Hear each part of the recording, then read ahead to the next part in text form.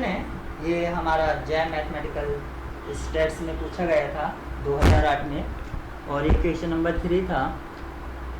तो सबसे पहले हमें एरिया निकालना है। The area of the region enclosed by the curve y equal to x square, यानी कि ये कर्व दे रखा है और एक स्ट्रेट लाइन, यानी कि हमें दो कर्व दे रखे हैं और दोनों से जो घिरा हुआ रीजन है यानी कि एनक्लोज्ड रीजन है उसका एरिया फाइंड करना है। तो x square equal to y, x square equal to y यानी कि एक पैराबोला है जो वाई एक्सिस पर सिमेट्रिक है और पॉजिटिव वाई एक्सिस की तरफ ओपन हो रहा है। तो ये डायरेक्ट मैंने ड्रॉ कर दिया क्योंकि सभी जानते हैं। और जो दूसरा इक्वेशन था लाइन का वो था x plus y equal to 2। तो दूसरा इक्वेशन था x plus y equal to 2।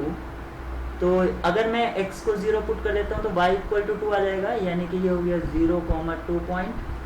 और अगर मैं y को 0 पुट कर देता हूँ तो 2,0 यहाँ पर भी ये पॉइंट हो जाएगा। ये दोनों पॉइंट्स को ज्वाइन करती हुई लाइन।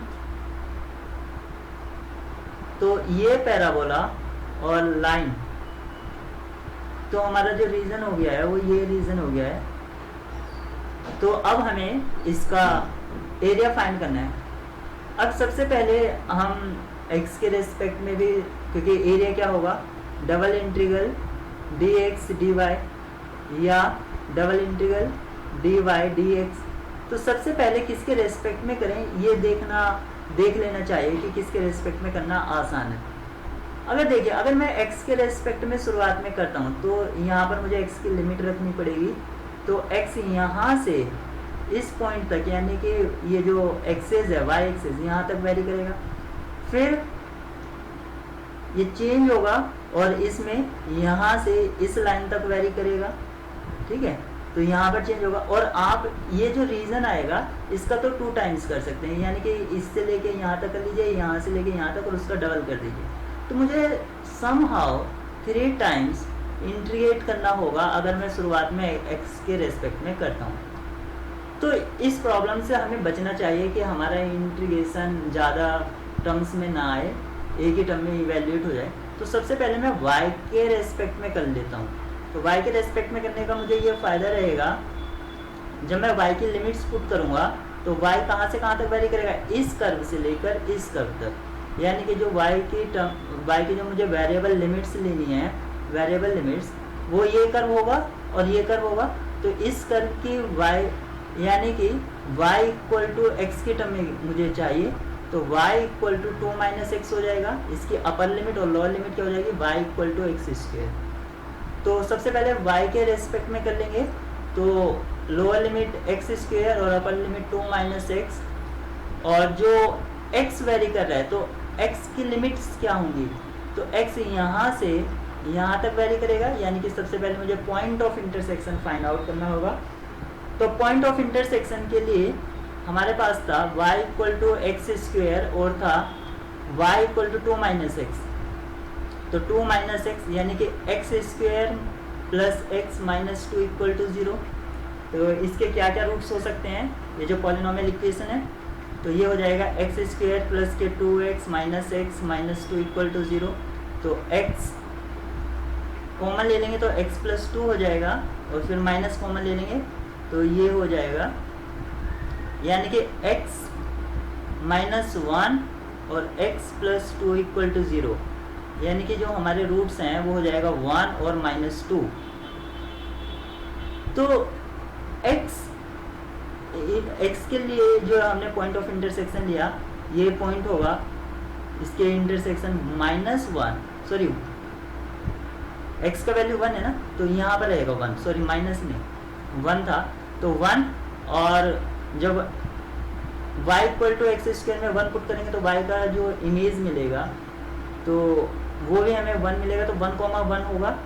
और जब हम इस पॉइंट के कोऑर्डिनेट्स निकालेंगे तो वो क्या होगा, हम x की जगह -2 पुट करेंगे तो वो हो जाएगा -2 और इसमें पुट करेंगे तो ये 4। तो ये मुझे मिल गया है।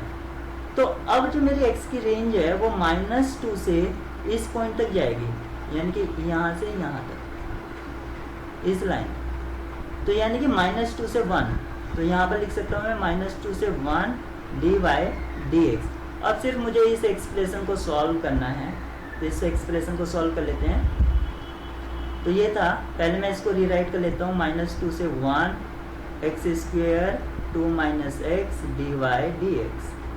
तो जब इसको करेंगे तो यानी कि इनका डिफरेंस हो जाता है, आप जानते हैं। तो 2 - x -x², और फिर ये हो जाएगा -2 से 1 dx, और सिर्फ मुझे इसको इंटीग्रेट कराना है, यानी कि 2x - x²/2 - x³/3, और ये हो जाएगा -2 से 1।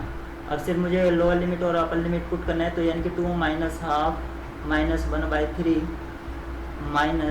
-2 पुट करेंगे तो -4, और ये हो जाएगा 4/2 -8।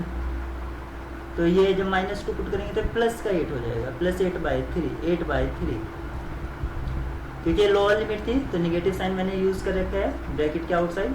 तो ये हो जाएगा 2 - ½ -1/3 +4 +4/2 -8/3।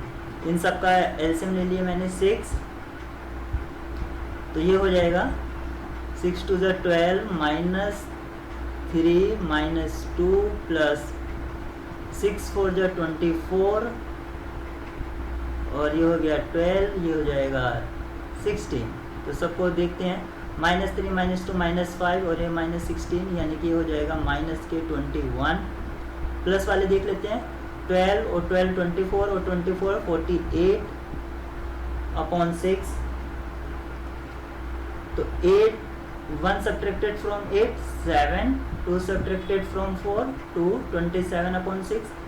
अब इसको हम 3 से कैंसिल आउट कर लेते हैं, 3 2 = 6 और 3 9 = 27, यानी कि जो हमारा आंसर है 9/2। तो 9/2 हमारा किससे मैच कर रहा है? 9/2 हमारा मैच कर रहा है सी पार्ट से, तो इसका जो करेक्ट ऑप्शन होगा ऑप्शन सी होगा।